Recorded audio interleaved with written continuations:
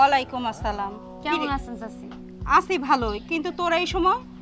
চাচি, আমার জামাই বিদেশ যাইব, আজকাল ফ্লাইট, তাই আমরা ঢাকা আইছিলাম ওরে প্লেনে উঠাই দিতে। কিন্তু আইসা দেখে দাঁড়ালে বলে আজকে না কেউ যাইতে পারবো না, 3 দিন পর নাকি ফ্লাইট। এখন আমরা কই থাকবো কন? হোটেলে গেছিলাম থাকার জন্য। হোটেলের যে ভাড়া, এই 3 দিন যদি ওখানে ভাড়া দিয়ে থাকি তাহলে মেলা টাকা যাইব, খাবার দাবার খাইতেও অনেক টাকা যাইব। তো ভাবলাম কই যাবো, আবার যদি বাড়িতেও যাই, বাড়িতে যাইতেও অনেক টাকা লাগবো, বাড়িতেও যাওয়া যাইব না। তাই ভাবলাম আপনার বাড়ি তো কাছেই, গাজীপুরেই, তাই ওরে কইলাম চলো আমার চাচার বাসায় যাই, ওখানে 3 দিন থাকবো না। ও এই কথা, এখনো তো সন্ধ্যায় লাগে নাই, তুই তো ইচ্ছে করলে বাড়িতেও যেতে পারতি। আচ্ছা ঠিক আছে, যখন চলে আসছিস তোর কাকার কাছে আমি জিজ্ঞেস করে নেই, তারপর তোকে বলছি, তুই এখানে দাঁড়া। এই শোনো, আমি কই কি আমরা এই যেতে যাই কেন? চাষির তো চেহারা দেখে মনে হইলো হ্যাঁ আমাকে দেখে খুশি না। আমরা যদি এখন বাড়িতে যাই তাহলে কিন্তু আমাকে অনেক টাকা খরচ হইব। হয়তো চাচিরা বড় লোক মানুষ, তাই তার একটু মন খারাপ, কিন্তু চাচা যখন শুনবো না যে আমি আইছি তুমি আইছো, দেখবো অনেক খুশি হইব। তারপরও আমার কেমন জানি লজ্জা করতেছে, শরম করে আমার। আরে লজ্জা পাইও না। এই শুনছো, তোমার ভাতিজি শেফ আসছে তার জামাইকে নিয়ে। শেফা আসছে ওর জামাইকে নিয়ে? আরে তো তুমি এখানে আসো, ওরা কি ভিতরে বসতে দিয়ে আসো? তো বাবা বাবা, জামাই আসছে একবার উৎফুল্ল হয়ে গেছে, উৎফুল্ল কি আছে আমি তো সেটাই বুঝতে পারলাম না। তো আবার 3 দিন থাকবে? আরে তুমি কেন বুঝতে পারছো না? আরে শেফা আমার আপন ভাস্তি, আর শেফার জামাইকে নিয়ে আসছে। আরে জামাই হলো 14 পুষের বড়। আরে যাও, জামাইকে আগে বসতে দাও, নাস্তার ব্যবস্থা করো।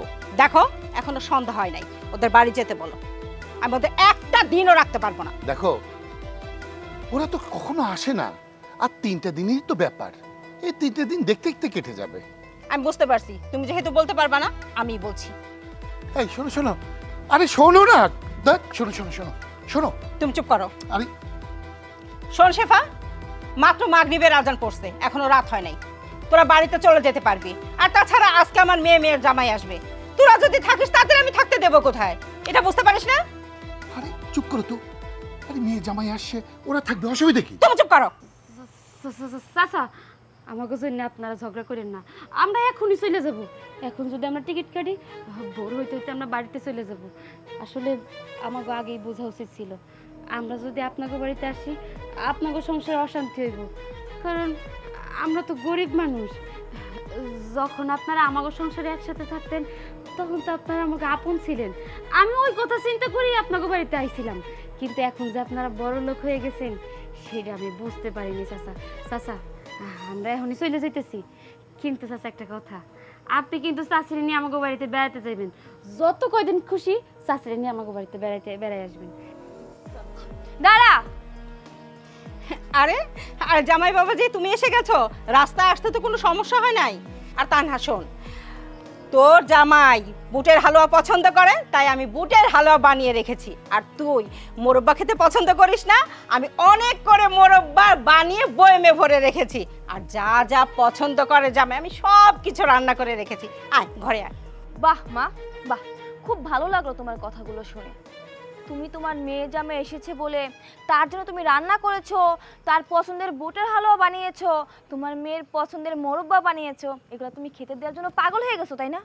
মা, তুমি কি একটাবারও ভাবছো শেফা আসার পর তুমি শেফার সাথে যতটা খারাপ ব্যবহার করেছো ওর কি কষ্ট লাগে না? ও মা, আমি তোমার মেয়ে না? আমি তো তোমার মেয়ে, তাই না? এই জন্য তুমি আমাকে আদর করো, ভালোবাসো, তোমার মেয়ে জামাইকে তুমি ভালোবাসো। শেফা কি তোমার মেয়ে হতে পারে না? ও, শেফা তো আমার চাচার মেয়ে, তাই না? এই জন্য তোমার মেয়ে হতে পারে না। তুমি কি করে পারো মা এগুলো করতে? তুমি না মা? মারা কি করে সবসময় তো সন্তানদেরকে এক চোখে দেখে, তুমি 2 চোখে কি করে দেখতে পারো? শেফারা তোমার মেয়ের মতো, আমরা দুজন তো একসাথে বড় হয়েছি ছোট থেকে। কই তখনও তুমি এমন করোনি, এখন কেন এমন করো? বুঝতে পেরেছি এখন কেন এমন করো। এখন যে শেফার কিছু নেই, টাকা পয়সা কিছু নেই, ওর জামাই গরিব, ও তো গ্রামে থাকে, এজন্য ওকে আর ভালো লাগে না, তাই না মা? ও যদি এখন আমার মতো বড় লোক জামাই নিয়ে সুন্দর করে এখানে আসতে পারতো, অনেক মিষ্টি ফলমূল নিয়ে, তখন শেফা খুব ভালো হতো, শেফার জন্য এই বাড়িতে জায়গা হতো। কিন্তু এখন তো শেফা এভাবে আসতে পারেনি, এজন্য শেফাকে আর ভালো লাগতেছে না। শেফাকে তুমি বলতেছো চলে যেতে, তুমি একবারও ভাবলে না যে ও এত দূর থেকে আসছে, ও এখন যদি যায় একদম ভোর হয়ে যাবে ওর পৌঁছতে পৌঁছতে, ওর কতটা কষ্ট হবে ভাবছো তুমি একবারও? আর বাবা তোমাকেও বলি, তুমি এই অন্যায়গুলো কি করে সহ্য করছো? শেফা না তোমার ভাইয়ের মেয়ে, তোমার ভাইয়ের মেয়ে মানে তো তোমারও মেয়ে, তাই না? ওকে যে বাড়ি থেকে বের করে দিচ্ছে, তুমি এগুলো সহ্য করছো কেন? মাকে কিছু বলতে পারতেছো না, নাকি তুমি মায়ের কথা মতো উঠো আর বসো, কোনটা? আমি কি বলবো মা? আমি বলতে গেলেই তোর মা সংসারে অশান্তি করে, তুই তো দেখেই আসতেছিস। হ্যাঁ ঠিকই বলেছো। তুমি না একটা কাজ করো, মা যে চুড়ি পরে না, শাড়ি পরে, ওইগুলো পরে ঘরের মধ্যে গিয়ে বসে থাকো। তুমি পুরুষ মানুষ না তো, তুমি তো মায়ের আঁচলের তলে থাকো সারাক্ষণ। তুই আমার মেয়ে হয়ে আমাকে অপমান করছিস? তোর মাথা ঠিক আছে তো তানহা? এই চুপ! একটা কথাও বলবে না। তুই ঠিকই বলেছিস মা, আমার প্রশ্রয় পেয়ে পেয়ে তোর মা আজকে মাথায় উঠেছে। আমার কোনো কথাই সে শোনে না, সে যা মনে করে সে তাই করে। হেই, তুমি কি জানো তুমি আজকে কাকে বাড়ি থেকে বের করে দিচ্ছ?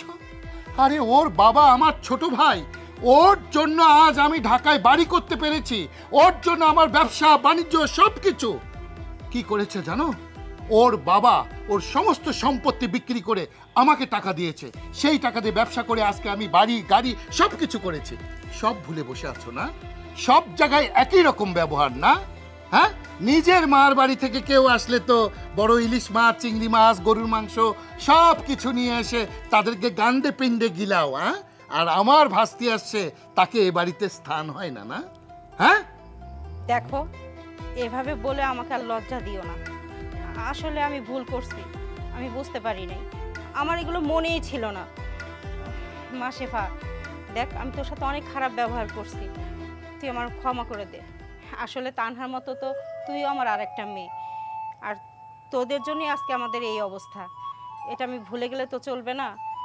যা ভুলে গেছিলাম ও আমার চোখ খুলে দিছে, আমি আর ভুল করতে চাই না। কি ব্যাপার, দাঁড়িয়ে আছো কেন? যাও, জামাইদের জন্য খাওয়ার ব্যবস্থা করো, যাও। বাবা, মা, চল চল মা, চল, এসো বাবাজি।